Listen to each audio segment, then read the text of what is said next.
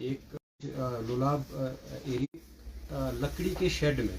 जिस पे हम लकड़ी स्टोर करके रखते हैं, वहाँ पे एक डेड बॉडी मिलती है। प्राइमा फेशी लगता है कि बच्ची का जो है वो गला काटा गया है और उससे उसकी डेथ हुई है। बहरहाल रात का वक्त था और उसके दूसरे दिन जब सुबह के टाइम पोस्टमार्टम करवाया गया तो एक डिस्कशंस डॉक्टर के साथ जो हुई और प्रिलिमिनरी जो पोस्टमार्टम रिपोर्ट उनके हिसाब से ये पता चलने लगा कि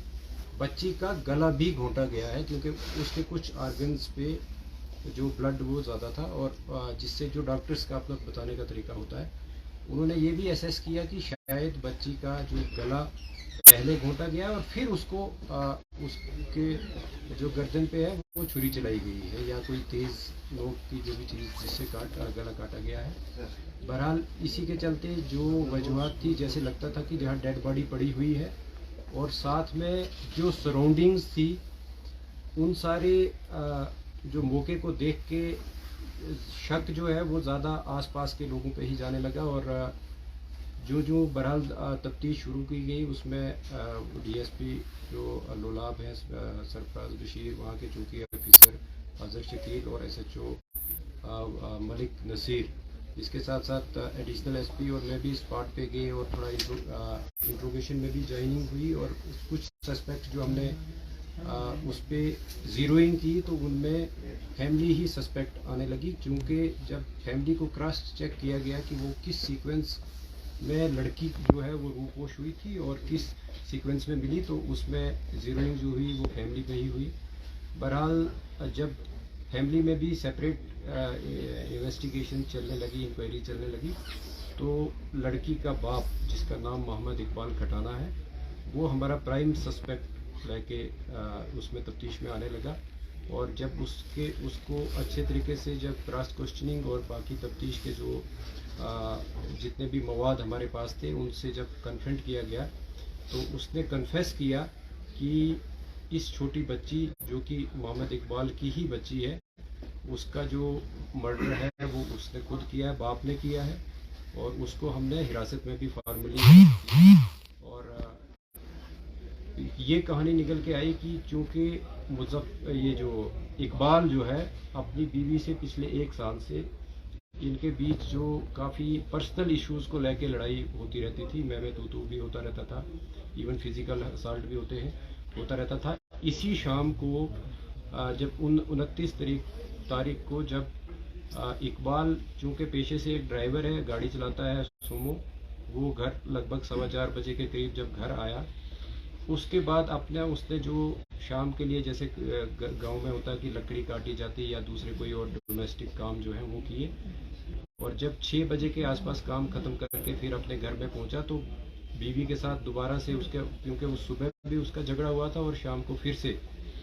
उसका काफ़ी लड़ाई हुई, आपस में बहस मुआवजा हुआ और इवन कि उसकी वाइफ ने इसको स्लैप भी किया। तो इसी बीच में वो जो एंगर जो है उसका वो अनकंट्रोल्ड एंगर जो आया, उसने चाहा कि वो अपने आप को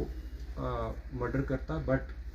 वो एक नाइफ लेके वहाँ से निकलने की उसने ये बहाना किया कि मैं अपने गाड़ी का जो टायर है वो पंचर हुआ है और उसको पंचर को मैं ठीक करवाऊँगा।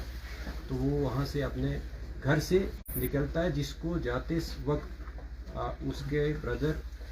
शौकत जिनका नाम है, इसकी वाइफ, उसके चाचा, वो सारे लोग उसको देखते हैं और उसका कज़िन जो है वो देखते हैं कि वो घर से निकल रहा है और छोटी बच्ची उसके पीछे चल रही है और वो इतने में बच्ची जो है उससे कुछ पैसे 5 रुपये मांगती है तो वो उसको 10 रुपये देता है, बट वो पीछे नहीं देखता है और बच्ची उसको फॉलो करती है, जिसको काफ़ी और भी हमारे पास गवाह हैं जिनने उसको बच्ची को फॉलो करते हुए देखा और वो गाड़ी में ही बच्ची जो है इकबाल के साथ बैठ गई। इसके बाद वो हार्डन की तरफ आया और फिर उसके बाद सीवर की तरफ, खुरामा की तरफ आया और जहाँ पे गाड़ी में ही, चूँकि उसके बाद इफ्तारी का भी वक्त था और गाड़ी उसने एक आइसोलेटेड प्लेस पे लगाई। जब देखा कि लोग जो है वो चूँकि इफ्तार के बाद रश भी कम हो जाता है, आजकल तरावी का वक्त होता है और जो ही तरावी के लिए लोग निकल पड़े, तो उसने ये सोचा कि लड़की मेरे साथ है, अगर मैंने भी अपने आप को ख़त्म करना तो इसका क्या करूँ, और वो जो आउट ऑफ रेज जो है वो पहले बच्ची का गला घोंटा और बच्ची जो है उसकी डेथ जो है उसी में हो गई। और वो अपनी सोच को बदलते हुए सोचा कि बच्ची को मैं कैसे किसी जगह ऐसी जगह रखूं कि वो उसकी डेड बॉडी जो है वो मिल जाए और फिर मैं अपने आप को भी ख़त्म करूं। बट जब वो वहाँ पे डेड बॉडी को अपनी गोद में उठा के अपनी गाड़ी एक रोड के साइड पे लगाता है और वो इस शेड पे जहाँ पे आखिर में डेड बॉडी मिली है वहाँ पे रखता है। वहाँ पे चूँकि इसने पहले ही अपने आप को ख़त्म करने के लिए एक चाकू जो है अपने घर से लिया था और उससे फिर अपने इस जो जुर्म को वो दूसरा रुख देने के लिए, ताकि इसका शक जो है दूसरे लोगों पे भी जाए। और वहाँ पे शेड में जो है वो अब इस बच्ची की डेड बॉडी को रख के उसके बाद इसका गला काटता है। और जिस मिकदार में अदरवाइज एक ज़िंदा आदमी का ब्लड निकलना चाहिए उतना नहीं उससे निकलता, वो हमने मौके पे भी देखा है। उसके बाद ये चाकू को धो के और अपने पास रख के फिर जाके अपनी गाड़ी को लाके हिस्बे मामूल जहाँ पे ये गाड़ी को रखता था वहाँ पे दोबारा पार्क करके जब घर जाता है उसके बाद ही घर वाले इसको पूछना शुरू होते हैं कि बच्ची आपके साथ गई थी और बच्ची कहाँ पे है। तो वो ये बहाना बोलता है कि बच्ची मेरे साथ नहीं थी। अलबत्ता चूँकि 3-4 लोग जो मैंने पहले भी जिक्र किया कि जिन्होंने उसके फॉलो करते हुए देखा था बच्ची को, तो वो भी उसको कन्फ्रंट करते हैं। और इस बीच वो एक और बहाना बना के वो दूसरे उसमें उलझन में अपने आप को जो ख़त्म करने की कहानी को छोड़ के दूसरे उसमें रूप में आके और बच्ची को ढूंढने के घर से या उसको एक और दूसरी होश वाली वो जो भी मोड़ देने के घर से वो थाना में पहुंचता है और वहाँ पे अपनी रिपोर्ट जो है वो दर्ज करवाता है कि मेरी बच्ची गायब है। लेकिन जिस बीच वो रिपोर्ट करने के लिए आ रहा होता है उसी बीच जब उसके घर वाले या दूसरे मोहल्ले वाले बच्ची को ढूंढ रहे होते हैं या मस्जिद से भी अनाउंसमेंट दी जाती है और उसकी वाइफ को ये बच्ची इस शेड में स्पॉट होती है डेड हालत में। तो वहाँ से फिर बच्ची को बरामद करके वो फिर से जो मैंने पहले शुरुआत में की कि बच्ची को किस तरीके से फिर उसका पोस्टमार्टम किया गया और बाकी जो सारी कार्रवाई मुकम्मल की गई। अभी तक की तफ्तीश में सिर्फ मोहम्मद इकबाल ही एक वाहिद सस्पेक्ट वाहिद मुलजिम जो है वो सामने उभर के आया, ट्रांसपायर हुआ है इन्वेस्टिगेशन में और उसी को गिरफ्तार भी किया गया है। जिस चाकू से उसने बच्ची का गला काटा था वो भी उसने फिर किचन में एक और मखसूस जगह पे छुपा के रखा था, वो भी बरामद किया गया है। इसके साथ साथ उसके कपड़े जिनके जो उसके कफ्स होते हैं कॉलर ये जो बाजू के उनसे भी ब्लड स्टेन्स मिले हैं और उनको भी सीज किया गया है। और जहाँ जहाँ पे वो रुका है और जिस तरीके से हमने टेक्निकल जो एविडेंस को कलेक्ट किया है वो बिल्कुल कॉरोबरेट होता है कि वो कहाँ कहाँ गया था और कौन सा उसका मूवमेंट पैटर्न रहा है वो भी सारा इस्टेब्लिश हुआ है। बहरहाल जो तफ्तीश अभी तक हुई थी और मुझे लगता है कि यहाँ तक ही हमारी तफ्तीश जो है अब इसको सिर्फ जो बाकी लीगल प्रोसीजर्स हैं वो हमने पूरे करना है। सवाल है उसको सर इस साजिश में और कोई अरेस्ट हो सकता है क्योंकि जिस तरह से डोमेस्टिक वायलेंस थी तो मियाँ बीवी के दरमियान नहीं, देखिए मियाँ बीवी की लड़ाई जो है वो मुझे लगता है थोड़ी और लोग जो बड़े लेवल के लोग जो हर जगह होती है। बहरहाल ये जुर्म जो है क्योंकि मर्डर है तो मर्डर में या तो इंटेंशन आपकी देखी जाती है या नॉलेज देखा जाता है कि आप जो काम कर रहे हो क्या इससे किसी की डेथ हो सकती है या आपकी पहले से किसी को मारने की गर्ज हो। तो चूँकि इकबाल ने जब गला घोंटा है अपनी बेटी का तो उसको तो ये ज़ाहिरी तौर पे मालूम था कि मैं गला घोंटूंगा इसकी डेथ होगी। तो अभी तक की तफ्तीश में सिर्फ एक ही जो एक्यूज्ड है वो इमर्ज हुआ है जिसका नाम इकबाल है और जो कि उस बच्ची का जिसकी डेथ हुई थी उसका फादर है। डिटेन किए गए थे क्या उन्हें छोड़ा गया है सर? देखिए उस बारे में मैं ज़्यादा नहीं बता सकता कि ड्रग एडिक्ट था या नहीं था, बट चर्स वगैरह पीता हो तो उसका हम नहीं कह सकते। बट जो सिंथेटिक ड्रग्स वगैरह के हवाले से टेस्ट भी करवाया गया है उसमें कुछ नहीं ऐसा आया है। क्या सर पुलिस के पास इससे एडिक्वेट एविडेंसेस है कि इसको प्रोसिक्यूट करके कैसे किरदार तक पूछा जा सकता है? बिल्कुल, जो भी एविडेंसेस हैं, चाहे वो सर्कमस्टेंशियल हैं या चाहे मटेरियल एविडेंसेस हैं, वो सफिशेंट है कि ये केस एक बहुत अच्छा केस बना है। और मुझे नहीं लगता कि उसको कोई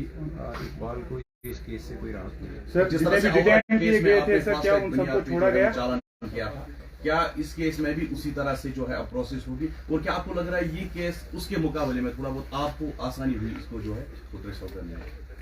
देखिए, इस केस में आसानी ये थी कि यहाँ पे डेड बॉडी मौजूद थी और आउरा वाले केस में डेड बॉडी नहीं थी और उसमें ज़्यादा हमें और ज़्यादा मेहनत करनी पड़ी थी। इसमें बहरहाल डेड बॉडी क्योंकि मिलने से हालात और वाक़ात पता लगते हैं कि किस क्या क्या चीज़ें होती हैं और वो तफ्तीश के कुछ बड़े छोटे छोटे पहलू होते हैं जिनको कनेक्ट करके तफ्तीश को मुकम्मल किया। सर, चाकू का इस्तेमाल क्यों किया गया? अगर गला घोंटकर मारा गया उसके बाद चाकू का इस्तेमाल, कहीं वो किसी और को फंसाने में नहीं चाहता? देखिए, मैंने आपको जैसे बताया कि चाकू का इस्तेमाल इसलिए किया कि उसको जब उसने देखा कि बच्ची मर गई है और इसको मैं घर लेके यहाँ रखूँगा भी तो किस सूरत में, क्योंकि घर इनने देखा भी था उसको फॉलो करते। मैंने पहले आपको बताया कि मुजरिम जो है उसको भी अपना नॉलेज होता है कि मैंने क्या किया है और कैसे कैसे उसको जो भी अमली जामा पहनाया है, तो वो अपने आप को सेव करने के लिए और ताकि शक जो है बच्ची के मर्डर का वो पड़ोसी चाहे उसका ब्रदर है उसके साथ भी उसके कोई ज़्यादा अच्छे रिलेशन नहीं थे या और उनके पड़ोसी थे उन पे जाए ताकि वो उसकी जो है स्किन जो है वो सर इकबाल की जो बीवी थी, क्या वो जानती थी कि इकबाल ने ऐसा किया? क्योंकि अगर हम प्रेस बाइट की बात करें तो उसमें वो कह रही थी कि बिल्कुल उसको बचाने की कोशिश कर रही थी, तो उसको आया इस चीज़ की भनक थी कि इसी ने किया है इसका कत्ल? देखिए, तफ्तीश में वहाँ सिवाय इकबाल के और किसी को मालूम नहीं था कि ये कत्ल जो है इकबाल ने किया है। अभी तक की तफ्तीश में ऐसा ही सामने आया है। बीवी से बेशक लड़ाई हुई, इसमें कोई शक नहीं कि इसकी सुबह भी और शाम को भी काफ़ी हीटेड आर्गूमेंट्स हुए थे और उसी के बुनियाद पे ये जो अपना फ्रस्ट्रेशन और अपना रेज जो गुस्सा जो था इसका अनकंट्रोलेबल वो हो गया था और जिसकी वजह से ये जुर्म भी हुआ। सर, क्राइम रेट्स बढ़ते जा रहे हैं, ऐसी केसेस को रोकने के लिए कुपवारा पुलिस क्या कुछ करेगी और अपील क्या रहेगी लोगों को? देखिए, जो पर्सनल लेवल पे कोई चाहे वो मर्डर है या रेप केसेस हैं, इसमें एक तो समाज को भी उतना जागरूक रहना पड़ेगा कि आप जिस सोसाइटी में रह रहे हैं क्या आप किसी को उतना हक दे रहे हैं या किसी का हक मार रहे हैं, वो ये एक बड़ा पहलू है। बहरहाल जो विजिबल क्राइम्स होते हैं जिनको हम प्रिवेंट कर सकते हैं वो उस पर पुलिस अपना काम कर रही है, लेकिन कुछ ऐसे क्राइम्स भी हैं कि जो होने के बाद ही पता चल पाता है कि ये क्राइम हुआ है। उस पर भी बहरहाल जो हमारी जिम्मेदारी होती है कि मुलजिम का जो है पर्दाफाश किया जाए और उसको लीगल वो जो कॉन्सिक्वेंसेस जो भुगतने पड़े वो हमारी हमेशा कोशिश है। Sir, but we are seeing in dramas and films कि जब भी कुछ इंसिडेंट हो तो कहा जाता है कि कातिल कुछ ना कुछ सबूत पीछे छोड़ जाता है। तो इन दिस केस के देयर वर के सम की पॉइंट्स के जिससे आपको कामयाबी मिली और he himself confessed this crime, और क्या उसने कोई एक सेल्फ क्रिएटेड स्टोरी भी आपको बताई कि जिससे थोड़ा अटेंशन डाइवर्ट करना चाहता था कि पुलिस का अटेंशन यहाँ से भटक जाए किसी दूसरे इशू, क्या ऐसी उसने कुछ स्टोरियाँ बताई थी? देखिए, कुछ तफ्तीश की डिटेल्स ऐसे होती हैं कि वो शेयर भी नहीं की जाती, बट वो भी हुई, वैसी चीज़ें भी हुई कि जब हमें थोड़ा भटकाने की भी कोशिश की गई, लेकिन बहरहाल एक असेसमेंट होता है, एक अच्छी तफ्तीश में ये असेसमेंट रहता है कि उसको नेचुरल सीक्वेंस के साथ भी जोड़ा जाता है, उसको किसी सीक्वेंस के साथ जोड़ के ही नतीजे पर पहुंचा जाता है ताकि हम ये श्योर हों कि ये क्राइम इसी शख्स ने किया है। कि कई बार ऐसा भी होता है कि जो जुर्म करने वाला है वो सही में भटकाता भी है, लेकिन इसमें मैंने जैसे कि आपको बताया कि हमने कुछ फिर टेक्निकल तरीके से भी उसको देखा और एविडेंसेस ये होते हैं कि आप एक अगर डेड बॉडी एक बच्ची की मिली है तो वो लास्ट किसने देखी, तो वो जब जो उनकी पहले कहानी जो मंजर आम पे आपने भी देखा होगा, पहले दिन आ रही थी कि जी बच्ची यहाँ खेल रही थी और उसके बाद उसकी डेड बॉडी मिली, उसके बरक्स जब कहानी निकलने लगी तो हमारा जो शक है वो और जो है वो बढ़ने लगा और उसी के बुनियाद पे जो है वो